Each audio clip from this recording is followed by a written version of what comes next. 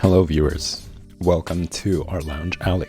This is the project stream, part 46. I'm gonna just jump into it. This is an ongoing project. Something that I have been cooking up in my memory. A character design, a character concept, and a new challenge for myself, to really to create an interesting scene, not just interesting characters. I've been pushing myself to do that more now, to really try and do more of that.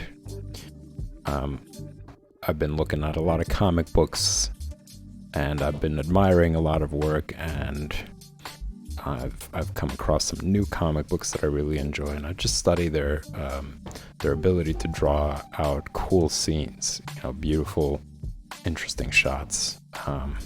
Can't wait to introduce you guys to some of the new comics that I've been into lately, and it's modern artists too. I've mentioned Mobius, who unfortunately isn't around anymore, and I'm really saddened by that. I hate that his beautiful work, his illustration, his imagination, his creativity isn't around.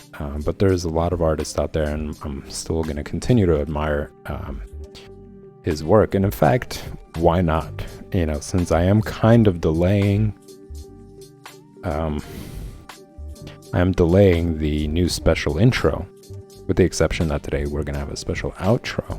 And some of you might already have an idea of what that would be. But yeah, it's going to be a special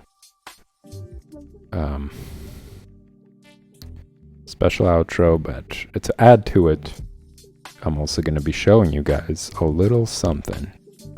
Now, this is something that I worked on a long time ago, similar to admiring Conan's work. John Buscema's work. Conan, drawing Conan the Barbarian. This is another artist that I really like. And without further ado, this is it. So I've been working on this. I'm going to get back into it.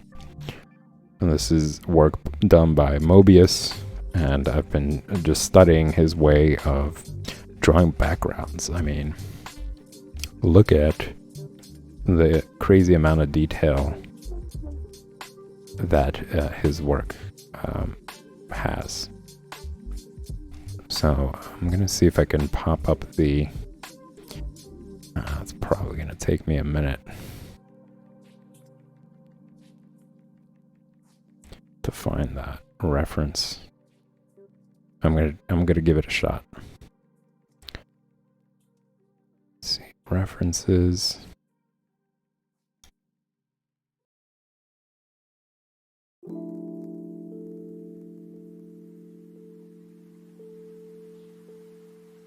I think the chances of me finding it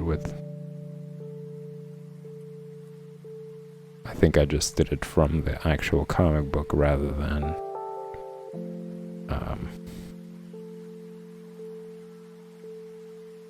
having like a screenshot of it.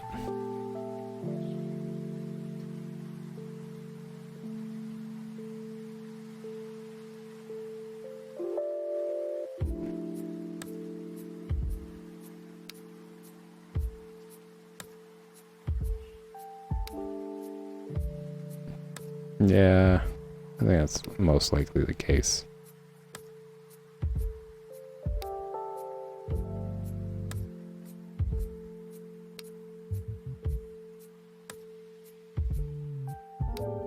Gonna give it a little bit more of a go.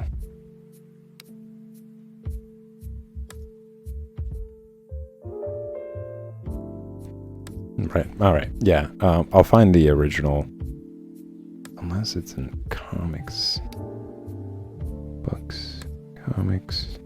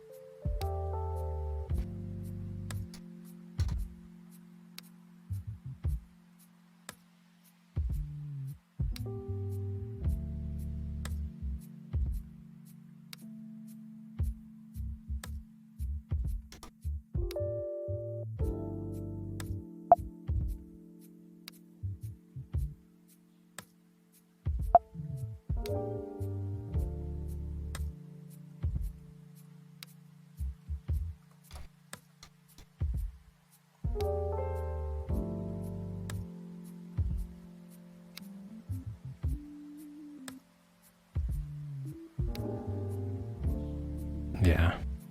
Well, it's gonna take some minute. Anyways, it is his work that I really admired. I'm gonna be doing more of it. It's very specific to, like, as you can see, the line.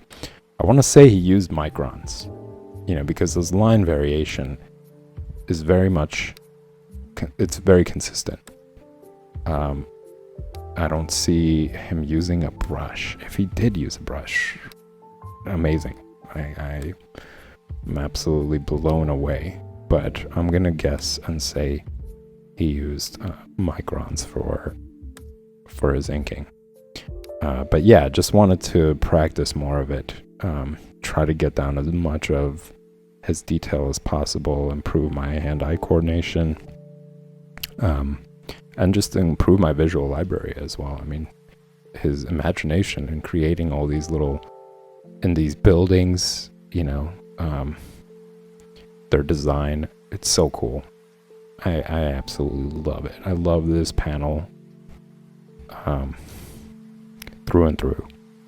So I'm gonna try to finish that up and try to color it as well live on stream. But for now, oops, you guys just got a sneak peek of look at this. I'm just spoiling y'all with all these different things. No, I'm kidding. It is, you guys just saw a sneak peek of a little change.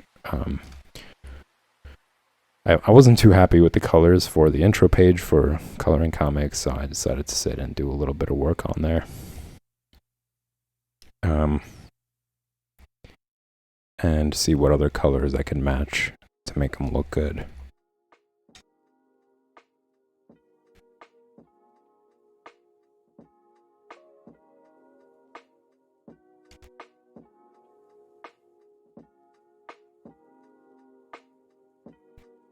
Uh-oh, that's not good.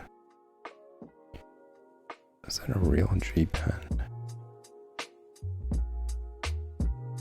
No, mapping pen, turnip pen. Not really sure what's the difference. Not calligraphy, that's for sure. I'm gonna stick to mapping pen.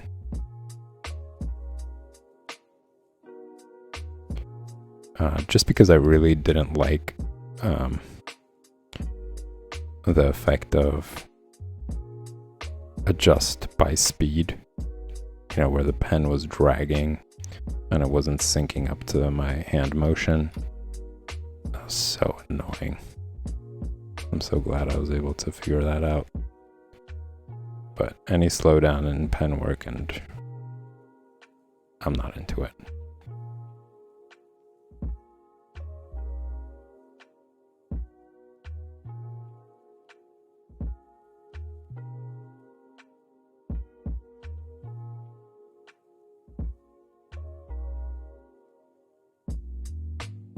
Just trying to see. I'm gonna say I need to work on this guy's foot.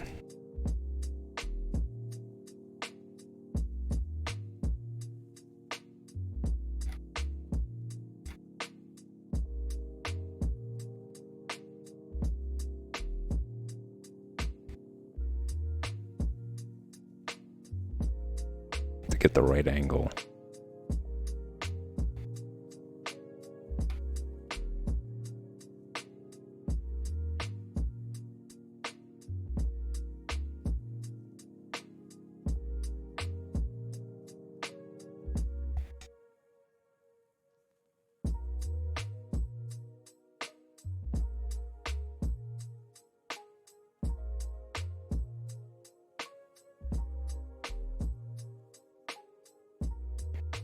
This zipper is a little too thick.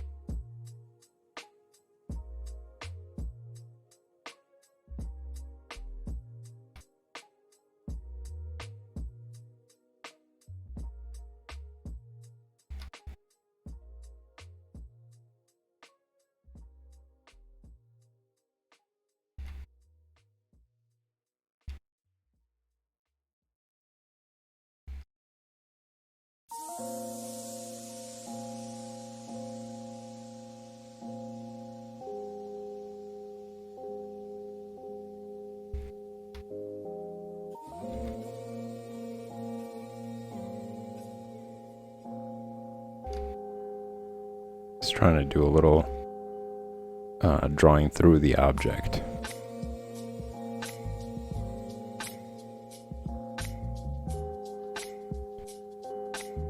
As a way to ensure that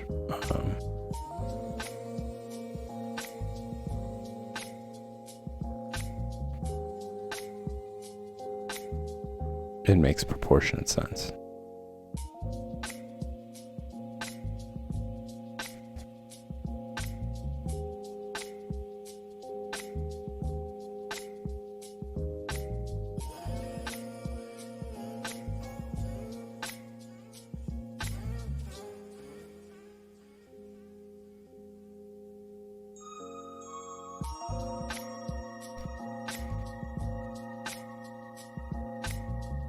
Duke needs a little bit of work.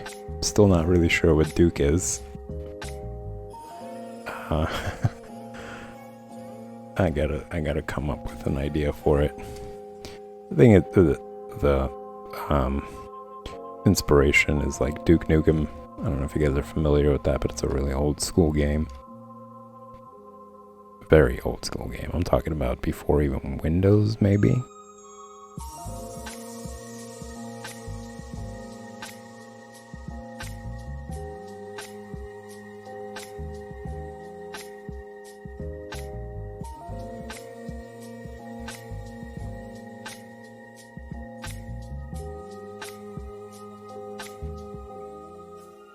I still remember floppy disks.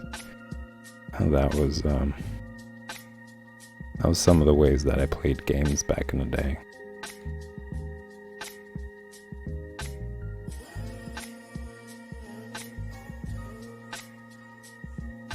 And I still remember the very first video game that I played, which was like this ninja game. It wasn't a Ninja Gaiden, that's for sure. It was like a pixel version of a ninja, and you had this like joystick, and you had to like maneuver him around levels, and you like jumped and he threw ninja stars, and I thought it was so cool at the time.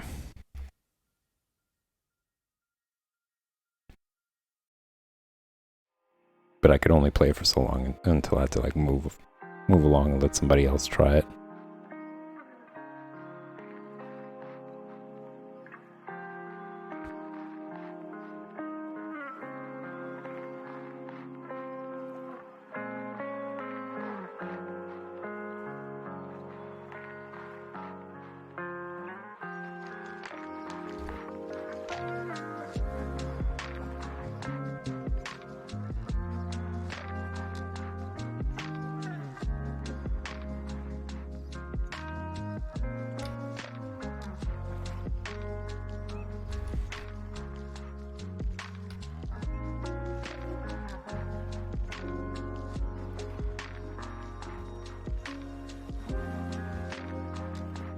So this is a challenge because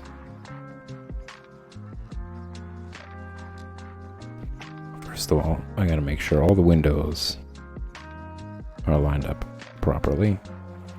And second of all, they can't have too much space between each other because, again, this is at a distance. So anything at a distance becomes smaller, and and then once you start getting closer and closer, you start to see its actual. Well, it starts to just get bigger for our vision. So if I make the gap between each window too wide, that means that when I get closer and closer, that gap is huge. And that's not usually the case. You know, for a lot of these windows, these high rises or whatever, they're so condensed.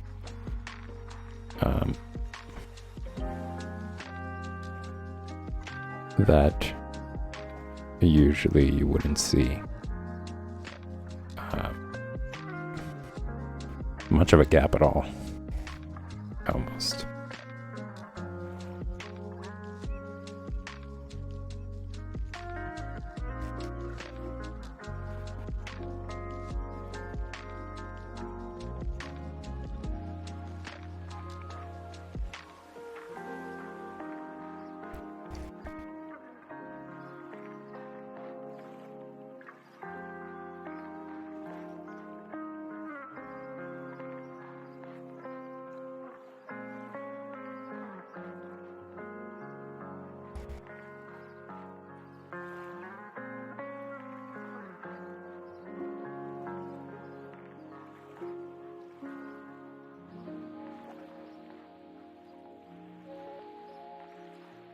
do a little cheating here.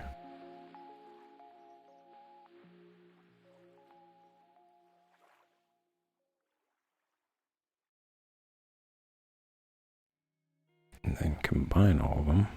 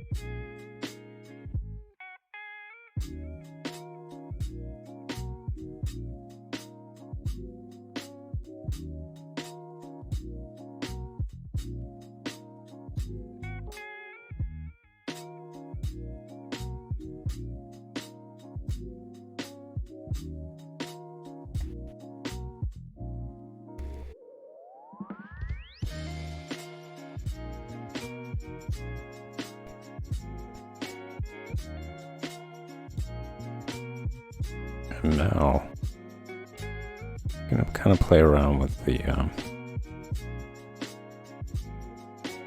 design a little bit, and not to keep it. I mean, yeah, this is gonna be another boring corporate building, but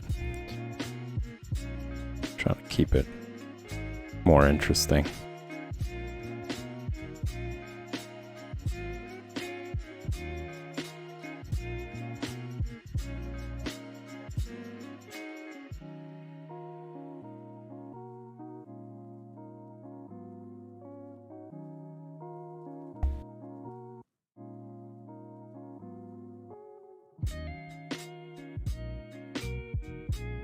I'm getting some frame drops here, y'all.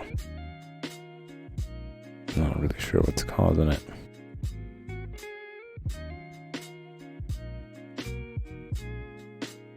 I'm gonna guess it might be because of my recent adding and subtracting certain things on OBS, but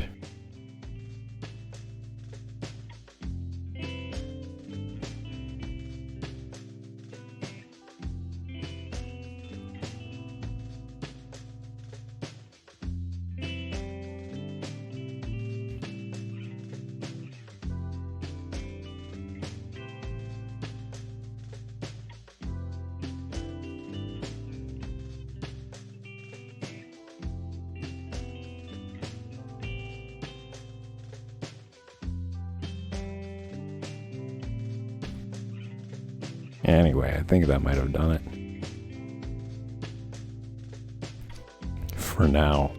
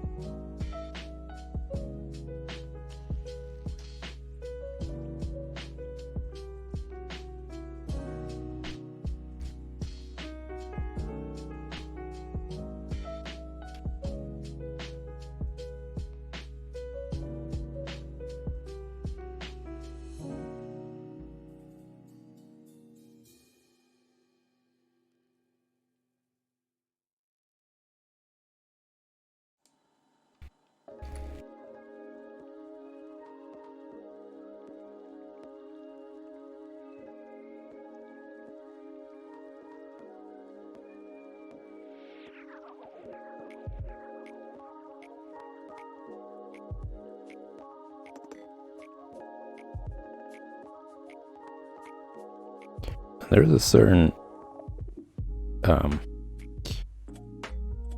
technique to an aesthetic, and I think like composition, for not having to draw like every single window, and having it to be exactly perfect. Let's just say perfectly lined up with each other. There's a certain technique for it, and I kind of want to explore, because just drawing every single window like that seems to be very clinical, and I don't know, kind of like kills the image. And plus it being at a distance, I want to say it's kind of playing around with light, that the way the light hits that building, only certain windows are reflecting light, making them not visible in the image.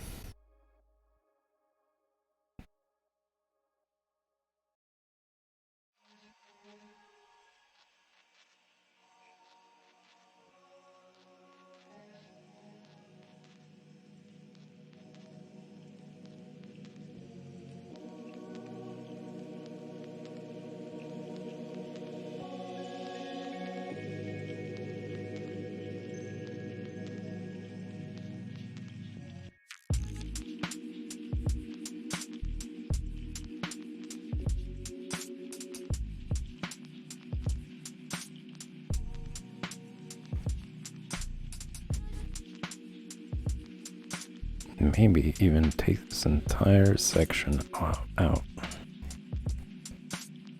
and add this to it.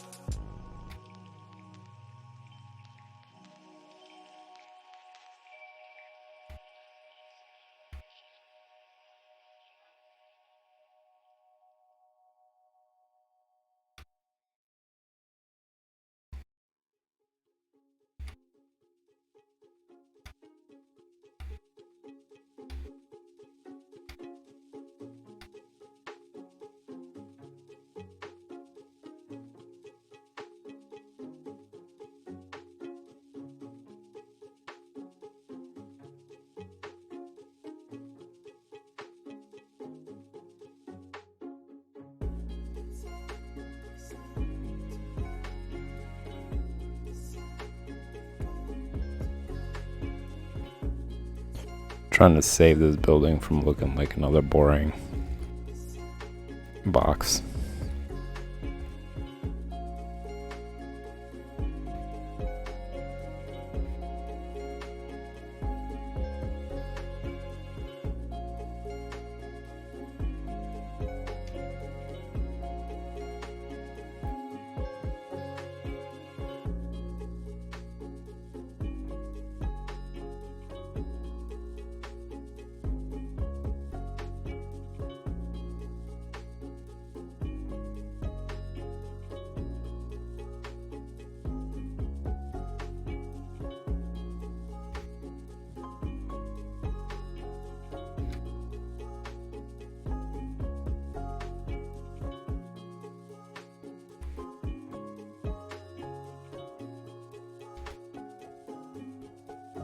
And it's important, you know, because I think that it adds to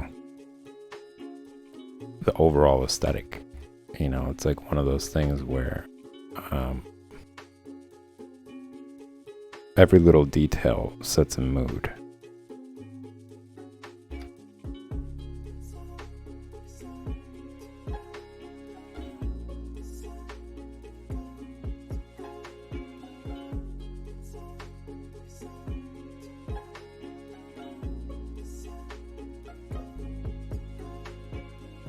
Maybe I'll create like one of those elevators that you see on the outside.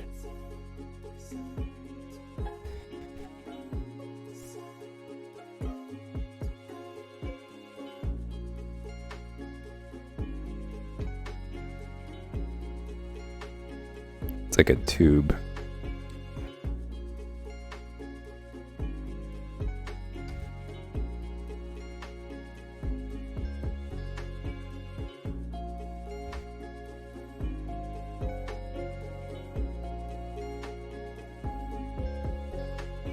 Yeah, I think also looking obviously at like Mobius's work, the stuff that you guys saw, it's like there's so much little detail. Like just flipping back to this, I'm looking at all this right here, you know, tiny little things, little lines that just kind of add.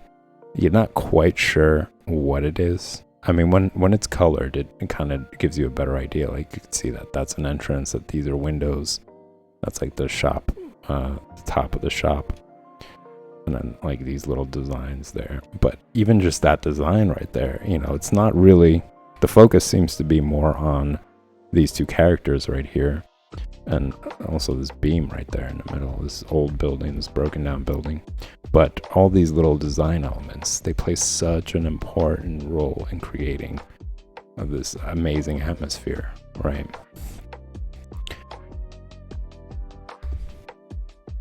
So just like looking at all this and seeing like all these tiny little things that he added in order to create the scene, and then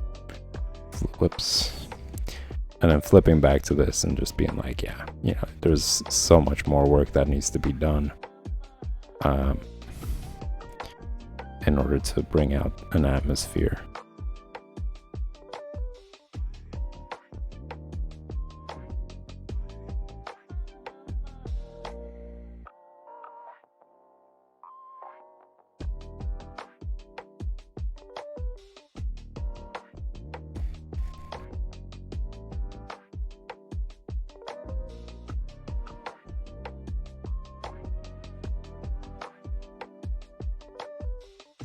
Maybe can create this line right here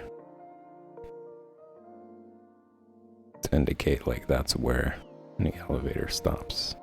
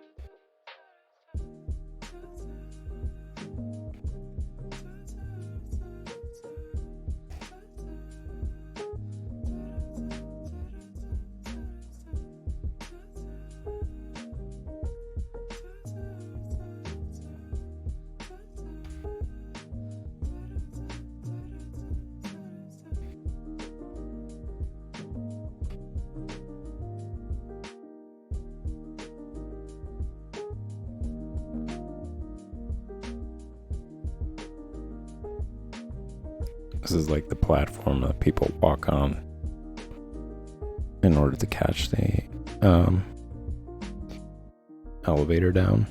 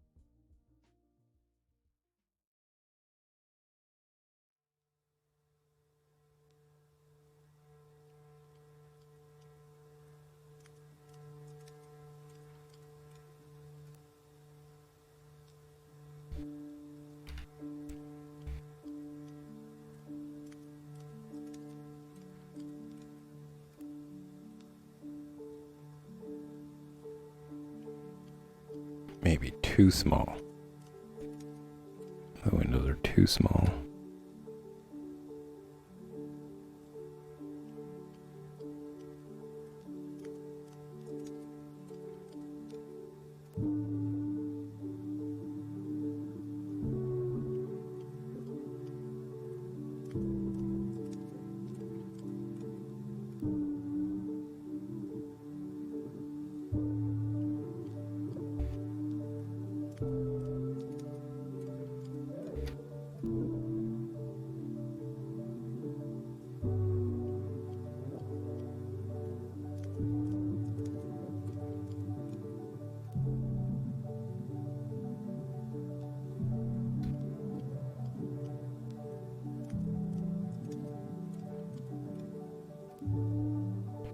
Little advertisement window.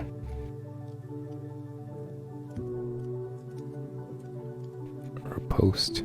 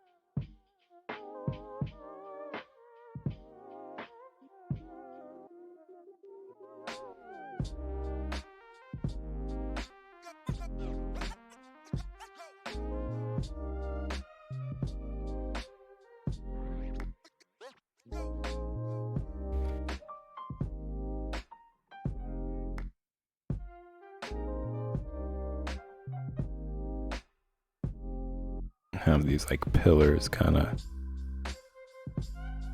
long posts holding up that bridge where people walk on to catch the elevators.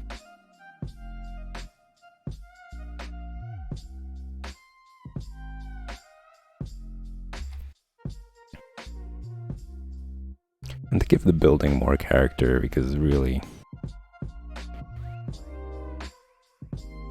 having boxes for building is just so boring. And just ruins kind of the image for me.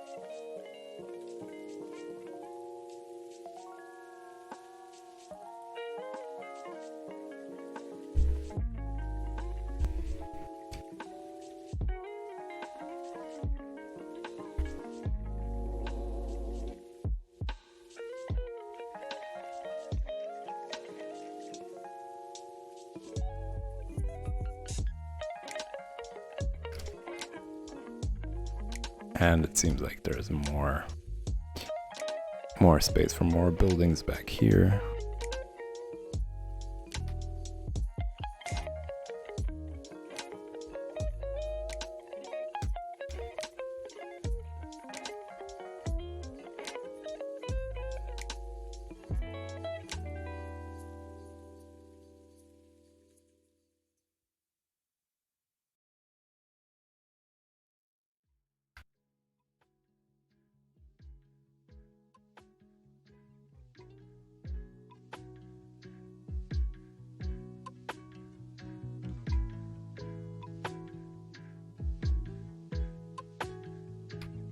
See, it's like the toast building. Kind of looks like a piece of toast.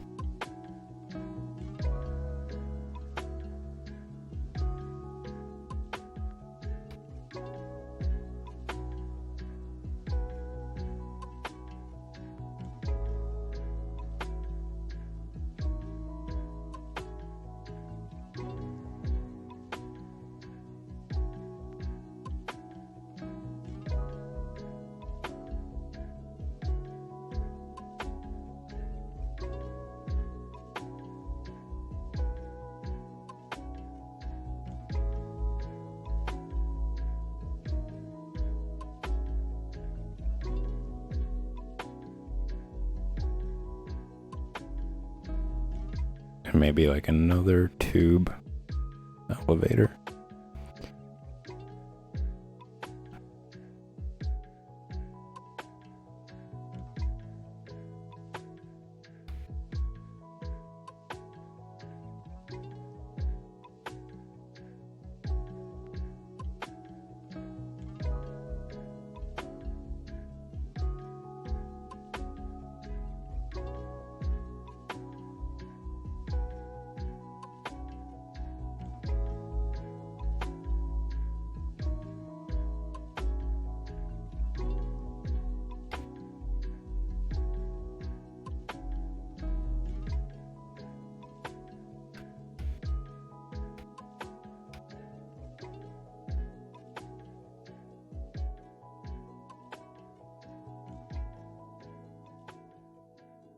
And the great thing about this is,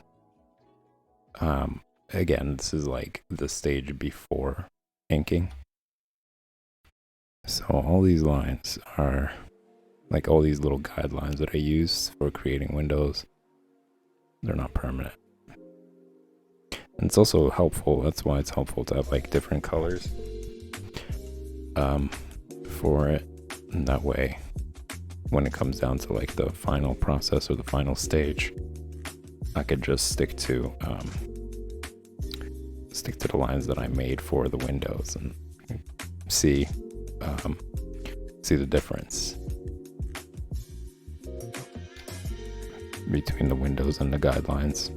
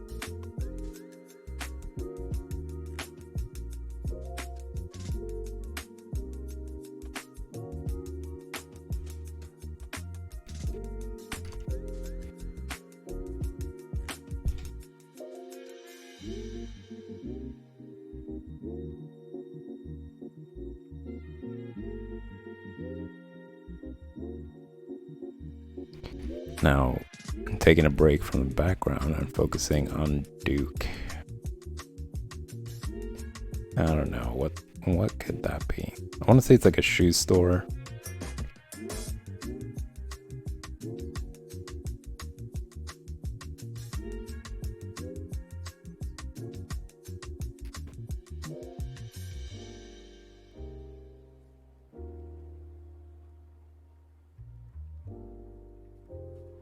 I think for now, I'm just going to try to focus on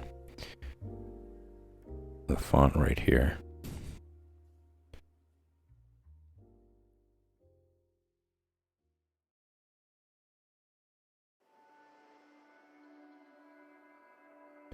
As I mentioned, it's like a little too crisp. It's a little too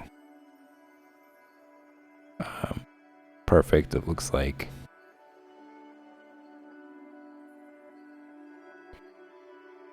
You know, just like your regular font. In comparison to everything else that's going on,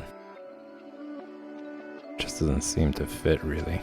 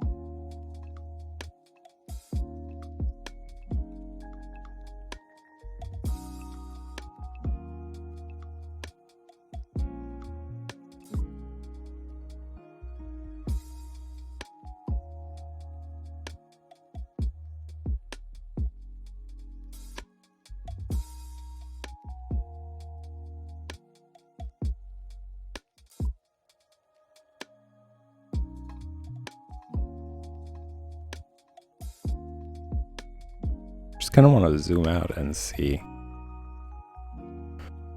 where the progress is so far. I think the background needs a little bit more attention. The buildings need a little bit more attention. Probably gonna need the give the main character a little bit more attention as well. I don't know. I want to just keep pushing it to the next level. I feel like that it's coming to that danger zone where it's like next level, and then after I get to that next level, I'm gonna be like, oh, I want to take it to the next level, and it's gonna be a really long project.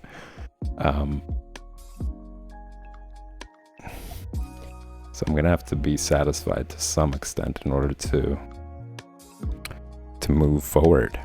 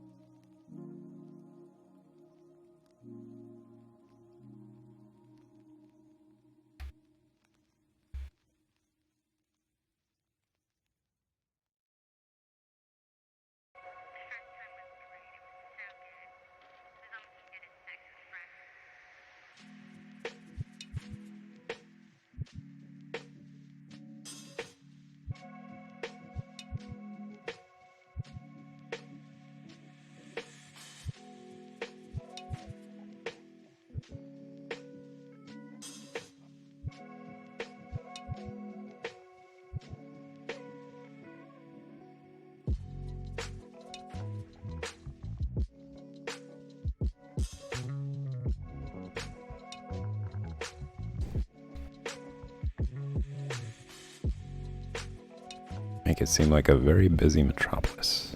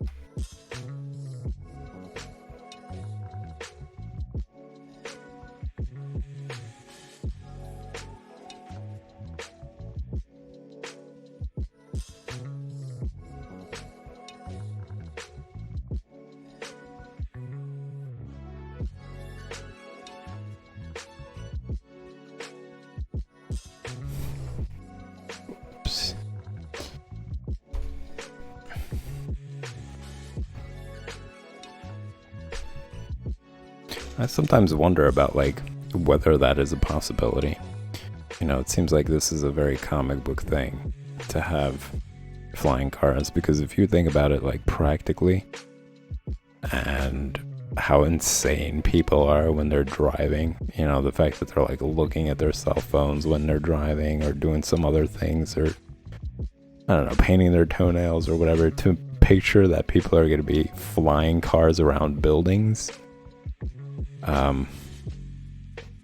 Just doesn't seem like it's really possible, unless automation is going to become so immaculate where in case of any sort of collision or something, there would be some sort of safety precautions that would make sure it would land safely or whatever. Because again, drunk drivers or people who are painting their toenails while they're driving, and then one day, you're sitting there looking at your favorite TV show or whatever, and then slam right into your living room. There's a flying car there. And the person's like, "Oh, I wasn't paying attention. I'm sorry." I don't really see that. I don't see that being possible. Unless again, amazing automation, immaculate automation.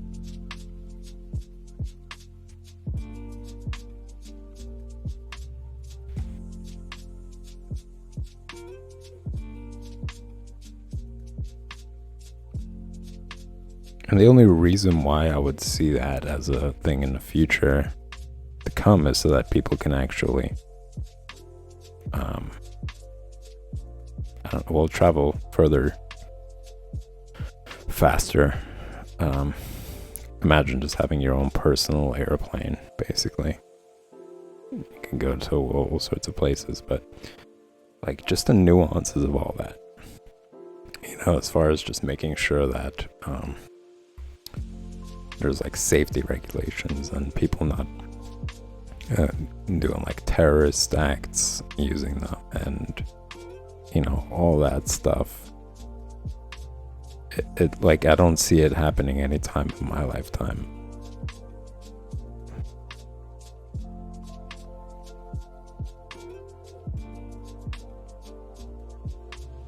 I don't know, like 60 years from now, 70 years from now, I don't think that's going to be possible then either. It's just like way too many things that need to be adjusted around the idea of flying cars for that to be a reality. What do you guys think? Like, what are some things that they would have to like consider in order to really make it a possible thing in the future? I mean, now they're creating cars that are self-driving, so that's like one step forward to it.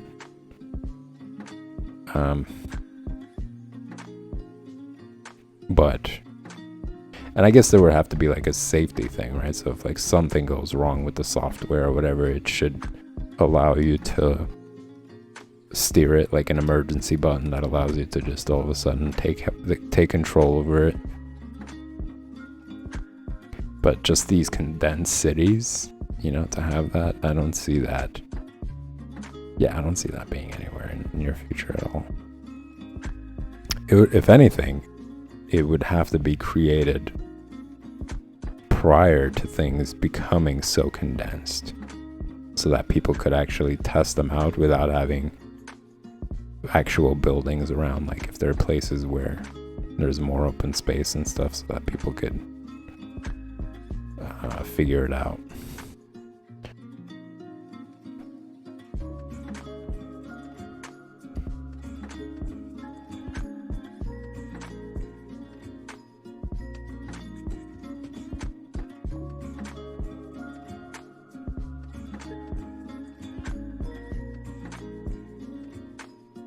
It just looks very cool.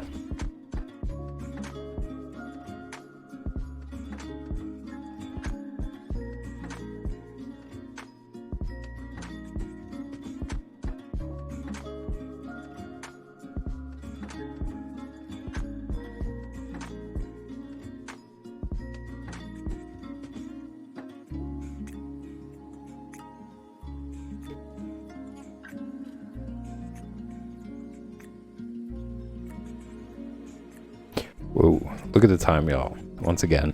But I am going to go into the outro. This is actually great for that. So, some of you might have guessed it already. It's something that you have seen in the past. It is this very fun game called Counterfeit. And it's available on gamesforthebrain.com, as you guys could see it, along with many other type of games on there. But the reason why I really enjoy this game is because it has beautiful paintings from all sorts of periods, not necessarily modern, and very different styles from all over the world, really all different types of artists. And the entire point of it is, as you read it, click where the painting's different. So you just have to really focus in and notice little differences here and there. And I could already see the difference here. It is the hand.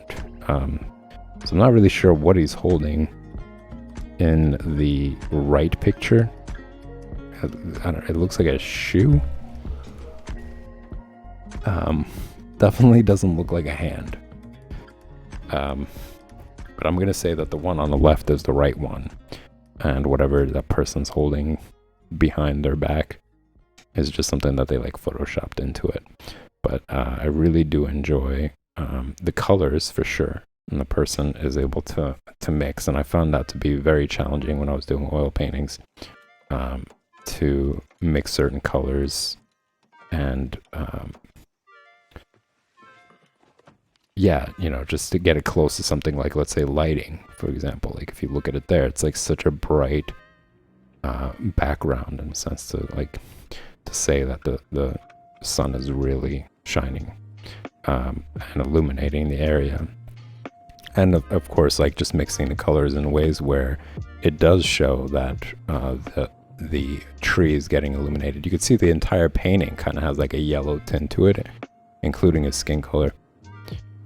So it's a really challenging task when it comes to oil painting, and especially considering lighting, like where you are. So this is, you know, this is an old painting, and I'm gonna guess again, this is like probably in 1500s, maybe 1600s,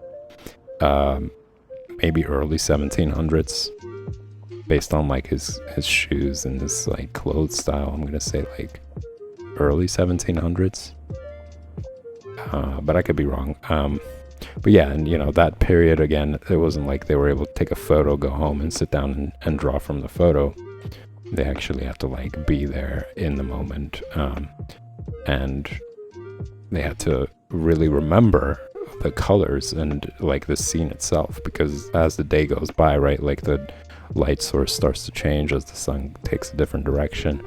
So it really required the person to be very quick about mixing colors, you know, and just being able to nail things down. But, you know, I think the method was that they would first come and do a sketch of the person, and then have them pose again for them to get a better idea of the colors. So like they would mix the colors, so it would just be like a repeating, you know, day by day. Like they probably would meet at the same time every day, and the person would pose for them depending on what stage they are in the painting. And of course, like he is probably the most mobile part of the painting. Everything else is pretty much the same. So if the person returns to the scene at the same kind of daytime, in the same sort of light, hopefully they'll be able to capture a lot of the colors the way that they're seeing them. But it's a beautiful scene. It is this connection, again, this human being connecting with nature, and very lush colors. So before it's too late, I'm going to click on what's wrong and move on to the next painting. We did see this one, so I'm going to skip over this one real quick. It was the apple. Now there's this painting. There's something really interesting about this style, because I think it is a style in some way, and I always wonder whether they intend to make the children, when they paint the children look like old men, kind of like, they don't really resemble, or the face expression just kind of shows that, and I think that has something to do with the idea of like the kid being very smart for their age. I want to say the same reason why he has that hand gesture, you know. But this is just observation. This isn't going based off of fact. And I think that's the beauty of observing paintings, is that it doesn't necessarily have to be exactly what the painting is about. It could be just your interpretation, you know, what you notice. You can create a story from looking at it, and you know, just basically try to wonder about life and existence. I think it's supposed to inspire that in a viewer beyond just what the story itself is about. But yeah, just going back to the painting, I think that's one of the reasons maybe why the baby is painted in that manner, is to suggest that this is actually a very bright child, or it is a child of, let's say, somebody who is very renowned in that time period. So they want to suggest that the child born is actually of high value and standard and so on and so forth. I think in this one it's kind of obvious. You could look at the eyes. The eyes are pretty wonky on the left. Whoever was doing that was having a good time. But it is, again, this is a piece of history. You know, this was painted during that time period. It wasn't painted last year. You know, this is something that was going on. Probably this is 1400s, I'm going to say. I'm going to guess 1400s. So it's pretty cool to see a snippet of that time period. And again, you know, when they're posing for this, they recognize that they're going to be part of history. You know, this is a piece of history. This is probably a renowned artist, and this is why we're looking at it today, is because it held its time from that period. So this is a glimpse into that period. You know, it's one thing to read a book and picture what the writer is describing, and that's great. It works your imagination. It's another thing to actually see that time period and see what people were like, what they dressed like, what the themes were, what like the architecture was, like what do they find important, you know, what the people look like, because I think over a period of time, your average person had a different, I think like we physiologically we evolved as well from that time period. I want to say, you know, something about our face features, something about our look has changed over time. Or it could be style, you know, just could be like, let's say if we picture any of these people wearing the clothes and the hairstyle that we're seeing now, it might not seem that different. It might not be that big of a difference, but because of these like time periods and the aesthetic of that time, it really shows you that difference. So, all right, moving on. I'm gonna click on his eyes. His wonky looking eyes. This is another one that we've seen before, and I believe this was Cezanne. I looked it up, and I saw that this was in the collection of his work. But I don't remember actually what the difference was between the two. So I'm gonna have to like focus for a minute to notice it before time runs out.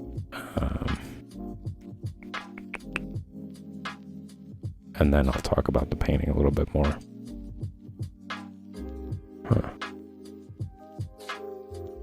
I remember it was like his hand. Something was wrong with his hand. He had like two hands in his pocket or something, whereas now it's not the case. So I'm gonna say it might have something to do with the buildings in the background. It's not in the sky. The sky looks about the same. If you guys notice it, call it out in chat. But for now, still searching for it. I don't think it has anything to do with the guy himself. Everything seems to be intact with the guy. And nothing immediately in the front. Huh. So they'll do that. They'll take the same painting and they'll do a slight change.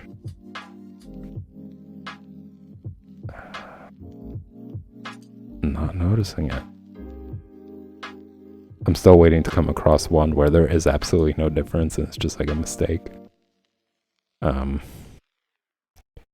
Oh, I see it. It is the two trees. So you got three cones basically for trees, but on the one on the left, it only has two of them. So three on the right, two on the left. But yeah, again, a nice piece of history. And if you look at it, it's not incredibly, like I mentioned before, it's not incredibly realistic, right? There isn't a lot of detail in his pants, and you're seeing all the folds and everything. But the way that he mixed his colors, just compositionally all around, you know, the green that he's standing on, the green in the background, the green that you see in other areas in the fields, there's like a unifying kind of element to all of it. So very well done when it comes to colors, mixing them together. to bring out the realism, you know, even in the guy himself. His pants, there's multiple different colors there, and in the hat, even in his face and hands, there's still a variety of colors that are mixed in together that give the person dimension. And they're very well, they're colors that are very close to each other. You know, it's not a bright blue, you know, or really dark blue. It's a color that's very close to the green in terms of tone, you know, and other parts that you see in a drawing. Even the sky itself, you know, it's not extremely far in terms of its tone to his shirt. So it's compositionally, it's excellent. And I think that's one of the reasons why it really holds. All right, I'm gonna click on that. Time is running out. Your pick is right. Congratulations. Now this is another one. This is, I'm gonna say, this is probably 1700s, early 1700s, late 1600s. Right, I'm gonna say that. Maybe 1800s. Could be 1800s, early 1800s. But yeah, cool time period. Interesting style. Like you won't see anybody wear a hat like that now and pull it off. I really like that. That look. I'm gonna suggest that this is a person of high importance. He has many people working around him while he's just kind of sitting there reading the news, reading a letter that he's received. I think the thing that really stands out for me is I think it's like some sort of pot that's on the bottom. Like his highlights that he used on the pot, how he mixed the colors for him. It really has a three-dimensional look to it. So I really enjoy that. That's very cool. Of course, the folds on his clothes, on the tablecloth is very cool. Also gives the dimension, and it kind of pops out the image and makes it seem as if though it's closer to you, or you're looking at a window and you're seeing this guy sitting there reading something. But compositionally, it's also really good too, especially considering that he captured that door within the painting as well. And I'm just amazed at the fact that there's no photography present, so they had to capture all these moments, like of the woman ironing on a table and somebody working in the background, and all these motions. They're very well done. They're not stiff, you know. They don't look like the person rushed it. Like it looks like they really captured that time, and the people froze for the pose in a sense. So but yeah, excellent colors, excellent mixed colors, and you could see again how there's a unifying element to all of it, from what he's wearing to how it transitions to the tablecloth, to the person in the background and her red. Even they're all kind of in the same hue. You know, the red isn't bright red, and it's not too dark either. It's kind of in the same shade as his coat, for example. All right, so quickly let's find what the difference is. I see it. It's the newspaper. So right in front of him, there's like some newspaper and part of, or it's like, I want to say maybe it's fabric, and there's some fabric that's hanging off the edge on the left, but not on the right. So I'm going to click on that because time's running out. Congratulations. Composition, I think, again, here, you could see, I'm going to say the background with all the pillars, kind of phallic too. It's a little weird. I don't know if that's intentional or not, but yeah, it's cool how he was able to push it back by adding the fog. Obviously there's like some fog. It's like a certain it's a certain mood, and he was able to push back all those pillars while still retaining some detail within them. So very well done there. I see what's wrong with it. I see the tree all the way on the left. It's higher on the left than it is on the right. It's cut off on the right. I believe the one on the left is the right one. The original, that is. But yeah, you got those pillars and they're jotting upwards, and then everything on the bottom kind of has the opposite direction. Like it's going horizontal, whereas the pillars in the background are going vertical. So it's just this kind of like gradual progress coming from where the tree is swooping upwards towards the pillars, but at the same time sharing an angle close enough for the trees to take a different direction. So it's just like, it's not an extreme opposite, right? Like the tree isn't completely horizontal, but there is something right next to it as well. That's gradually getting to that point. So it's this like, from the tree all the way on the left, going towards these like moss-filled pillars that are pointing upwards towards the pillars in the background, while gradually shifting towards the tree that's kind of angled, and then the other part of the tree splitting and almost going horizontal. So I'm going to say that's the real focus there. It is compositional, but it's also beautiful. It's a beautiful piece of nature kind of combined together. And interestingly, that tree stump, I guess, with the red on the ends, or on the tips of it, that kind of has center focus as well. Like despite the pillars being really like a big part of the painting, but there is a unity to all of it, right? Because you have all of that. You got the greens that kind of take your focus, and you have the pillars in the background that are extremely large but pushed further back by the fog, and then you have this like tree stump that's red, and it's the brightest point kind of in the entire drawing. But they all just kind of work well together. There isn't anything that really steals the focus. Your eye does kind of travel all around, and if you were to like stare at the center point, there isn't anything that's extremely loud.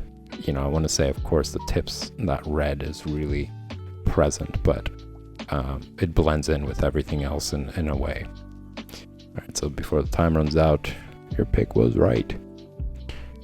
Now this is getting a little bit more modern. I'm gonna say this is based on the style, based on his clothing, I'm gonna say early 1900s.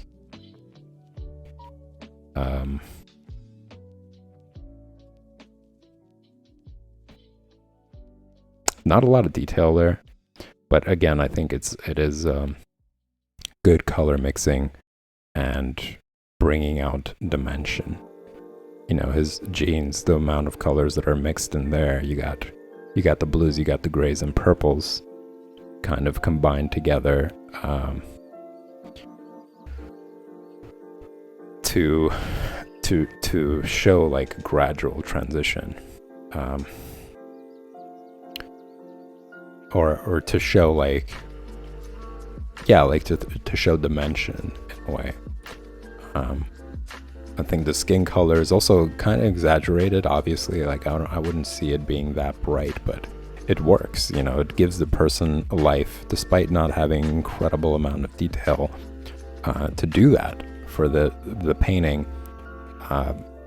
It does its job in really like pushing his face forward, giving it color, up against these very I'm gonna say slightly dull colors, not dull as in boring, but like just a tone of them, the shades of them, they're on the duller side.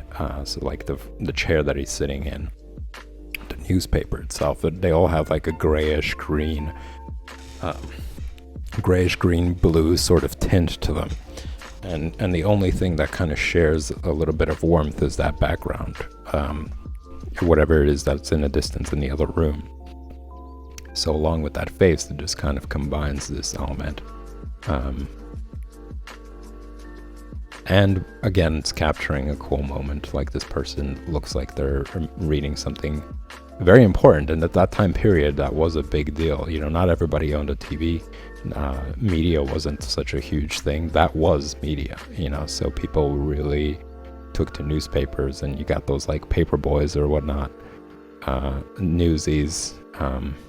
They were like your anchors, basically, of modern day. They were the ones who were shouting out what the headlines were and like what the top news is and what you should catch up on. So that time period was pretty interesting as well. You know, there was some drastic difference in comparison to now, and what people really took seriously at the time. So it was just a serious moment that Painter was able to capture, which is pretty cool. Oh crap, I just accidentally clicked on it. I wonder what the difference was in it. All right, let me spot the difference first. I believe once I get to 100, I'm going to get to the bonus room, so I'm going to do that. Difference here is... Let's see. Oh, her ankle. If you look at it, or her heel, rather, it's like double heels. On the right, it looks weird, whereas on the left, it looks pretty normal. So obviously, this one is very much about composition as well. I think in terms of fabric, the artist is displaying his ability to be able to render fabric in such a in a really nice fashion. I'm always amazed by it. I think whenever I see painters and they're doing these like paintings of fabric and how they're able to capture all these crevices and mix the colors well in order to show this like gradual transition. It's as close to a photo as it possibly can get, right? It's like of that time period as well. Like, once again, it wasn't that common. So painters really did play a big role in like portraying or capturing the times, capturing some visual elements. Such a huge difference in comparison to now. Like, painters don't have that. They're more of entertainers and one's about ideas, kind of, right? And visual aesthetic, as opposed to having such a... I mean, it's arguable, right, in some ways. I just think that some part of their importance has been stripped by photography, by videos. You know, like, that element is no longer such an important part about being a painter. You know, whereas back then, as a painter, you were that person who really helped people record time, you know, record a certain period. So there's still, I mean, you could say that modern day they're absolutely important because they're artists who capture like what is going on politically, and what their vision is, what their view or what their focus is, brings light to what's going on and what people should pay attention to, or what people are missing, you know. So their voice is still pretty much there. It's still very important. It still plays a major role in society and what people are paying attention to. So, but yeah, in this one, it is very much about composition in terms of like the fabric in the background, what she's wearing, and combining the green and the blue together with the yellow on the floor as well to just bring it all around, basically. It is very much about that. And of course, this is somebody who is very much well off, because at the time, fabrics were also a very high indication of somebody whose status, you know, like of what kind of fabric they were able to afford, how new the fabric was, and what material the fabric was, all were indications of class and where you were in society. So not much has changed, really. Still people wanting to distinguish themselves and say, I'm better than you. That gross state of mind. Or just like showing off or whatever else. That's there as well. But it's still, these are beautiful paintings, and I'm not going to say that pretty much everybody, but we saw it's the ankle. I'm not going to say everybody it was like that. There were people who were very much into fashion and just beauty and, decorating themselves. But without a doubt, there were people who were doing the former as well. So what do we got here? We have, the difference is the pencil. One is bigger, the one on the right is shorter. Again, pretty cool period. And this is kind of like, somebody recording something. So it's a little bit meta there. Cool hat, really interesting hat. Nobody in modern day wears it. The style of the clothes also suggests that this is somebody who was a scribe. Maybe. Am I guessing this right? I'm going to say somebody who records history or records certain elements, or maybe, I don't know. I'm not going to say scientist, because I think people used to dress differently for that. Maybe an astrologist. Could be that. Maybe a poet. But I'm gonna say more along the lines of academia, like they're more on the academic side. I could be wrong. It's just kind of the vibe that I'm getting from. I'm gonna say from the rings that he's wearing. That again, this is somebody who is wealthy. At the time, you wouldn't see people who were in like really low class or who are in the middle class. They would have, jewelry and accessories of that sort. And his face also suggests it. Like, his face shows that he has been part of a very like academic lifestyle, and he's well aware. And at that time, it wasn't very common for everyday people to be well educated. For people to even be able to read. That was a privilege in a sense. And I'm going to say that this drawing is of somebody in the 1500s. So yeah, like that time period, there weren't schools everywhere, and people didn't have access to books. And it was really very much an upper class sort of thing, or royalty sort of thing. And even kings, I think, they didn't even know how to read or write. They had people doing it for them. They had like interpreters and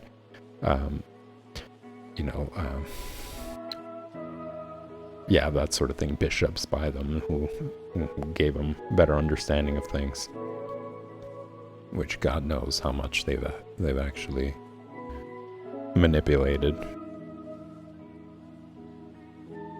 There we go, bonus room. Nothing we saw today. But here you go. Here's a perfect example of somebody who isn't in the riches. Look at their clothes, right? It's raggedy clothes. They're ripped up. They don't have any shoes. They're like eating food scraps. No plates. Poor kid, literally. Yeah, but it's still, it's a very nice painting. It's hard to say, right? It's a good painting, and I mean, it is a good painting. They're able to capture a mood. They're able to capture a moment. They're able to capture a part of history that's really important. And I think this was the time period where painters decided to step away from like stylized work and started to focus on realism. Like, this is where realism started to take place, because it wasn't just about like visual realism. It was about also trying to depict what reality was like of that era, because prior, I think painters were hired to always paint like, beauty and things that the upper class were doing, and you know, because they were getting financed by them, and you would see like paintings of people who were very rich, and you know, them wanting to be part of history, and they would hire these painters to do it. And I think at that period, some painters politically were just like, no, you know, we're going to stop doing that. We're going to have to show the negligence of all these upper class people who were just like not contributing or not doing anything to improve the lives of other people, and like what kind of terrible conditions and what the general atmosphere is like outside of their rich, lavishing, spoiled lives. And that's when they started to push towards realism, not only visually, but trying to record other people and what their day-to-day is like, and what like what they even wore, you know, what are their conditions. And here you have somebody who's like incredibly young kid in these ratty clothes, and you know, just sitting outside eating food. Terrible. But very well done painting wise. Colors are beautiful. The hands are excellent. The legs as well, like they look very realistic, and how he mixed the colors to show like just a little bit of, like, I guess a peach color on the knees, to show some life there, but also a little bit of blue to show like bruises and stuff. Yeah, excellent color mixing, very, very well done, and also the emotion on the kid's face. Unpleasant, you know, to look at, because you could see the sorrow in that person, or in that kid's face especially, and you could see his brows are furrowed. He's not actually like happy in any way. It's just like destitute. Awful. Well, that pretty much does it, y'all. Let me take a look, actually. Can you see? No, you guys can't see it, but I'm going to show you the name. The Young Beggar. 17th century. So it's about 1600s. Bartolome Murillo is the painter. Very well done paint. Beautiful work. So yeah, that pretty much does it, y'all. This is a really long one. This is close to like 3 hours. I mean, once I started playing this game, I can go on forever. That's one of the reasons why I like streaming it, because it's very, I really love looking at all these different paintings. And yeah. Well, anyways, thanks for tuning in, everybody. I hope you enjoyed the content. As always, if you are enjoying this content, hit that like button and subscribe button. They both help the stream grow. And check out the Patreon page. You know, this the stream does depend on viewers like you to keep going. I'm always happy to provide you guys with as much free stuff as possible. But yeah, take a look and see which tiers appeal to you. And make sure you tune back in tomorrow, same time and place, 8 p.m. Eastern Standard Time for Figure Drawing Basics, and 9 p.m. for the project stream. I'm going to continue on with the project, and maybe afterwards I will do another game of Counterfeit. Who knows? So that's pretty much it. Thanks again, y'all, for tuning in, and I will see you very soon.